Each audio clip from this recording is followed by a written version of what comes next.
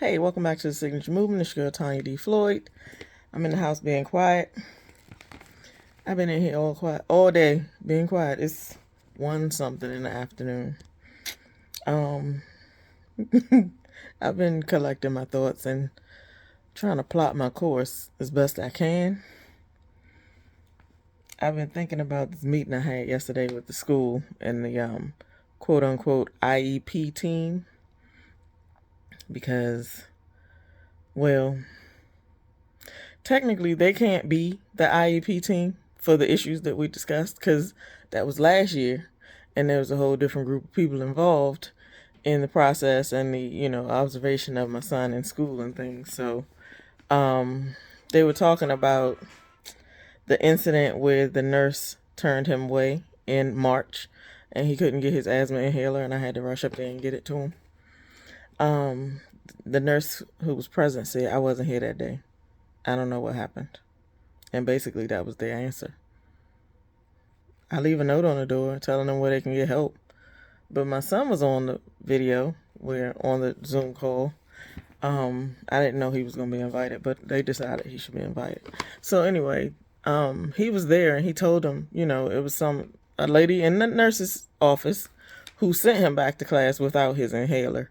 And they went over the process of how he's supposed to get help, but nobody really explained why he didn't get help that day or who was the person, or they didn't know and they didn't care. Okay? Let's just say what it is. So that was basically the explanation. That was it, the long and the short of it. I wasn't here. I don't know what happened. But here's what you're supposed to do when you need help. And here are the people you're supposed to contact. These 2 people right here, if I'm not here. So hold on to that. And then there was oh God, the one lady who's always on the call telling me how he doesn't need a dedicated aide because a dedicated aide is dedicated. It's like everything he does and everywhere he goes, they should be attached to him. Their only purpose in life at the job is to be there for him. And I was like, I fully understand and I appreciate that that's what I'm asking because that's what he's supposed to have based on the written plan that we've had in place long before we ever came and met you. Yeah, that's what we want. And then they basically took turns explaining to me why it should be changed to additional adult support. And one lady, the compliance officer, actually said, well, the team has decided that it should be additional adult support and we can specify what that person is to do. And I was like, oh, I thought we were meeting right now as the team. When did the team decide that? Because I wasn't part of that decision and I don't agree. Because I'm on this team. The IEP team consists of the parent and other professionals. But I ain't going with that. I don't know. That's not what it says. Basically, for 2 years, you have not followed his plan at all. And I filed 2 state complaints. And each time they found you at fault. So now if we take that piece out, maybe you won't be non-compliant this year. Because you won't have to do that part. And maybe you can do the rest of it because that's just too much. And at one point, the new principal, who sounded very, very much improved from the last principal, said, she apologized for the school system failing me and asked for a chance to show that they can do better.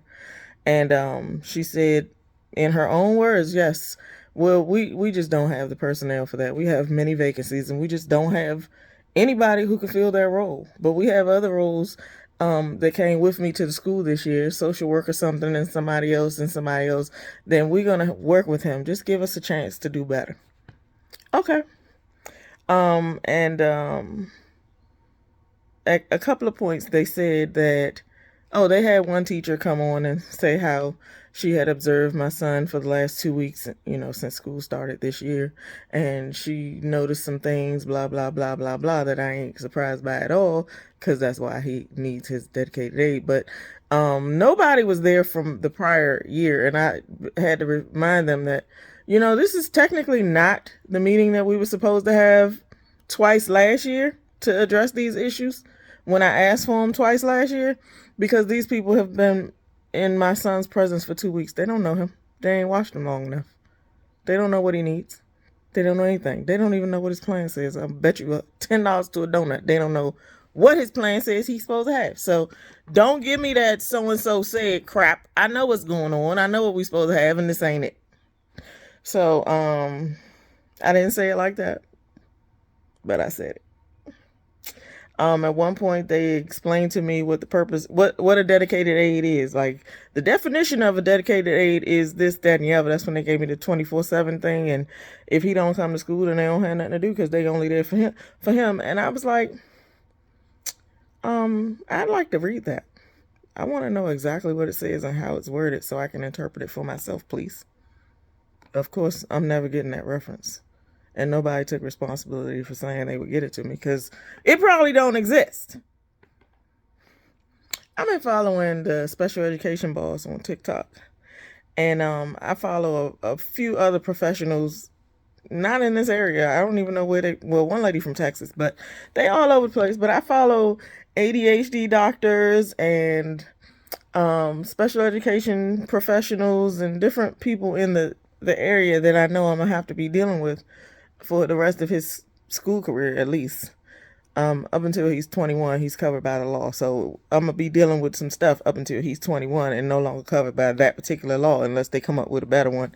But anyway, yeah, I've been following some people and I know a couple of things myself before I started following the people, and I know all this was bullshit. All of it. They don't want to give my kid his aid, even though it's in the paperwork. My recourse will be, I don't know, not today. I had to find a lawyer and talk to him because this is just ignorance. And I have realized that the people on the internet are right about what the school system knows. These people are not well versed in the federal law and how it should be applied. They're just regurgitating what someone else told them or what they assumed from some memo or from some 2-hour class. Or they don't know. They didn't read it. They don't care enough. They got other stuff to do, bigger fish to fry, and 1,500 kids in the middle school. So I get it. I don't accept it, but I get it. Something else. Oh God, what else did we talk about yesterday? Those were the biggest points I had to write down. But at the end of the meeting, after the principal's, heartfelt moment where she reached out to me and told me she understood and she empathized and she was going to do everything she could for my son, and that's not following the plan the way it's written, so I don't really want to hear the shit. But anyway, after all that moment, then the compliance officer came back and said, well, the process to have him referred to another program in county or out of county is it's a process. So we put in the request, and in a couple of weeks it'll be assigned, and a couple of weeks after that somebody will reach out to you about a meeting, and the county IEP team will get to review the facts and this and that and the other and come up with a recommendation. And I guess that was supposed to deter me and make me go, well, let's just see. No, go ahead and put that through. Thank you. Yesterday, when I asked for it last week, 2 weeks ago, school been in 2 weeks. So yeah, put it in 2 weeks ago, like I asked you, please and thank you. That's how I feel. I'm tired of this crap. Every time I turn around, just people, I'll tell you, I am in a perpetual state of, I don't believe you, show me. And no, I don't trust you. Show me. Show me. It's the bottom line for my whole life. I don't believe you. Show me. So yeah, that's where I'm at. But yeah, I'm not feeling any of this. And I swear again, money is freedom. If I had the money, he would have a private education with somebody who comes to him, and he would have field trips that count. Like, when was the last time they had a field trip? I ain't never signed a permission slip for him to go nowhere since elementary school. What? 2020, yeah, knocked out a few things, but it came back last year. And before 2020, it was like maybe field trips happened twice in his elementary school career. That's terrible. These kids are just, I know they have more access to information than ever because of the internet and can't say the libraries, because hold on, pause. Why is all these books getting banned and the Library Association is behind it or a part of it? I thought it was just a radical parents group that was just saying certain things, and the church people maybe, we can't have our kids reading. I did not know it was a national effort to ban certain books. for content that someone thought was just inappropriate for the children who will be reading it. You don't get to choose. You don't know my life or my kids' life. You don't know how books shape the whole imagination and how books inform, kids about diversity and ways that you can never ever teach them in life these days. The books will show them different characterizations of people and explain motives behind things and help them, they learn about a lot of different things from books. And even if they're inappropriate books in your mind, it could be the very lesson that kid needs to know how to navigate this world and certain people in it. You can't take that away from them. That's just another portal to other dimensions that they just can't get out here. People ain't shit. People just ain't shit. Okay? I was about to get sidetracked, but I don't approve. I don't know who keeps coming up with this stuff and why everybody go with it, but it reminds me of, I swear, I know, but I can't say. But anyway, it's like whenever I ride through DC and it looks like a whole different place than it used to my whole life. I know how it's changed. I know why it's changed. Like, why there's so many bike lanes on these streets that were always way too busy to have a separate bike lane. Why these side streets have become one-way streets, and why you gotta have an inner city garden every quadrant and different little pop-up situations where it's like a beautification project or whatever in a neighborhood. I know why it's there, but I can't say. Anyway, I'm just tired of everything. I want to go find my piece of land and put my home on it and, be isolated from the rest of the world until I need to go to the grocery store. I can't wait. Build my long driveway up the road that belongs to me. No crazy neighbor. I've been seeing a lot of crazy neighbor videos on TikTok, by the way. This is too much. People are out of control, and I know it's the devil. The whole world is lying in power of the wicked one. You know the scripture. But it's tough to watch. It's tough to live through. It's just tough out here. Either way, stay strong, stay spiritual, stay quiet. And just sometimes you gotta sit in the house and just be by yourself and try to figure out some things, detangle some stuff in your head. You know what I mean? Yeah. At 3:30 I gotta go wait for the bus to come so I can get my grandson. But from now till then, I'm gonna just continue being quiet. I ain't even turn the light on. I'm gonna eat lunch. I ate breakfast. I'm gonna eat lunch. And I'm gonna continue to be quiet because it's a lot. It's a lot. And I need to stay out the way while things being worked out in my favor. So tomorrow I'll pick back up on a project of some kind because I need to stay busy. I got a real problem with that whole waiting for things to be worked out and not doing something.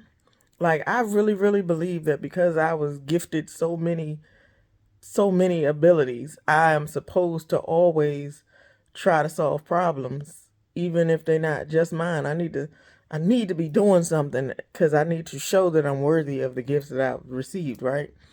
And I know that I probably cross the line more often than not because sometimes what I'm really supposed to be doing is nothing. I don't know how to do that. So I'm praying on it. I'm working on it. But I keep a project of some kind. My newest project is cooking. I've been in the kitchen cooking, baking. I made a whole full meal yesterday. I made sticky buns the day before that. I got some apples. I might make apple cupcakes or apple pie. I don't know, but I'm gonna video whatever I make and show the process. I'm not gonna give you my recipe, but I'm gonna show you the process. So yeah, I've been busy doing things to keep my mind quiet as much as I can. I hope you have a great day though. Stay up. Peace.